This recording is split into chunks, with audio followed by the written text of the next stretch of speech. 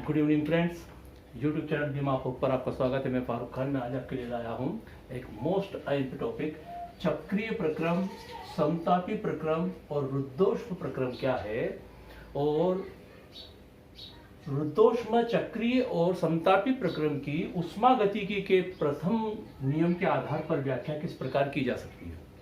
देखिए, चक्रीय प्रक्रम, जब कोई निकाय विभिन्न अवस्थाओं से होकर गुजरता है और वापस अपनी पूर्व अवस्था में लौट आता है तो उस प्रक्रम को कहा जाता है चक्रीय प्रक्रम। अर्थात चक्रीय प्रक्रम में कोई भी निकाय, कोई भी तंत्र वापस से अपनी पूर्व अवस्था में, उस अवस्था में आ जाता है जहां से वो चलना स्टार्ट करता है, उस प्रक्रम को कहा जाता है चक्रीय प्रक्रम।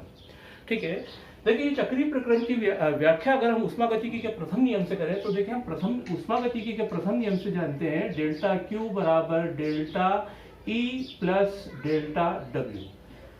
देखिए, यहाँ जो डेल्टा क्यू है किसी निकाय या तंत्र को दी गई ऊष्मा है। अगर हम निकाय या तंत्र को, कोई भी निकाय है उसको अगर हम ऊष्मा दें तो कितनी ऊष्मा दी है, डेल्टा क्यू किसी तंत्र या निकाय को दी गई ऊष्मा है, और डेल्टा ई है उस निकाय या तंत्र की आंतरिक ऊर्जा में वृद्धि या परिवर्तन। ठीक है, अगर हम निकाय को ऊष्मा देते हैं तो उसकी आंतरिक ऊर्जा में परिवर्तन होता है, आंतरिक ऊर्जा में वृद्धि होती है, और डेल्टा डब्ल्यू है उस निकाय के द्वारा किया गया कार्य है। ठीक है, तो हम देखें यहाँ पर ऊष्मागतिकी के प्रथम नियम से डेल्टा क्यू बराबर delta E plus delta W. देखिए, चक्रीय प्रक्रम में जो निकाय या तंत्र है वो वापस अपनी पूर्व अवस्था में वापस लौट आता है, पूर्व अवस्था में वापस लौट आता है, अर्थात उसकी आंतरिक ऊर्जा में कोई परिवर्तन नहीं होता। आंतरिक ऊर्जा में परिवर्तन बराबर शून्य होता है, मतलब डेल्टा ई के स्थान पर आंतरिक ऊर्जा में परिवर्तन के स्थान पर हम शून्य रख सकते हैं।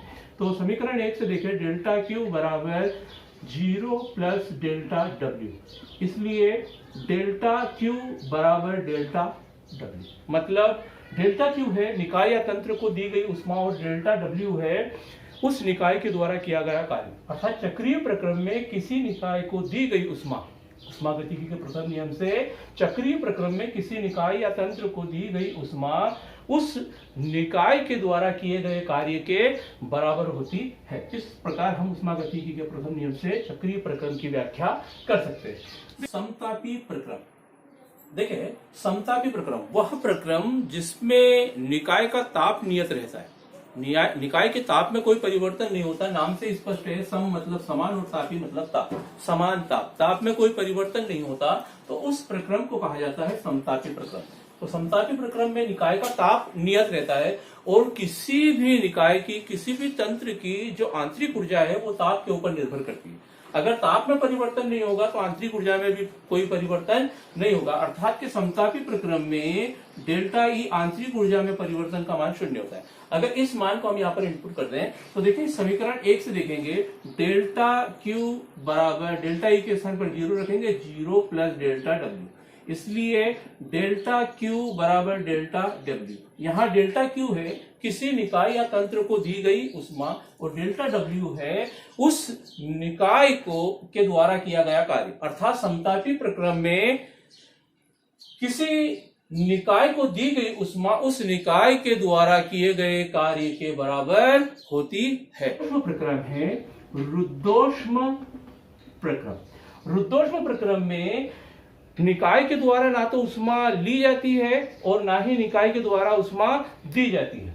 ठीक है, इस स्थिति में उस निकाय की जो आंतरिक ऊर्जा है, उस निकाय की ऊष्मा में जो परिवर्तन है वो परिवर्तन का मान शून्य होगा, अर्थात निकाय ना तो ऊष्मा ग्रहण करेगा और ना ही त्यागेगा। इस स्थिति में डेल्टा क्यू का मान शून्य होगा। तो हम डेल्टा क्यू के स्थान पर शून्य रखें तो शून्य बराबर delta E plus delta W. अगर डेल्टा ई को इस ओर लेकर आए तो इसका मान ऋणात्मक होगा, तो बराबर हो जाएगा माइनस डेल्टा ई, यानी आंतरिक ऊर्जा में कमी बराबर निकाय के द्वारा किया गया कार्य। तो रुद्धोष्म प्रक्रम में निकाय के द्वारा किया गया कार्य उस निकाय की आंतरिक ऊर्जा में कमी के बराबर होता है।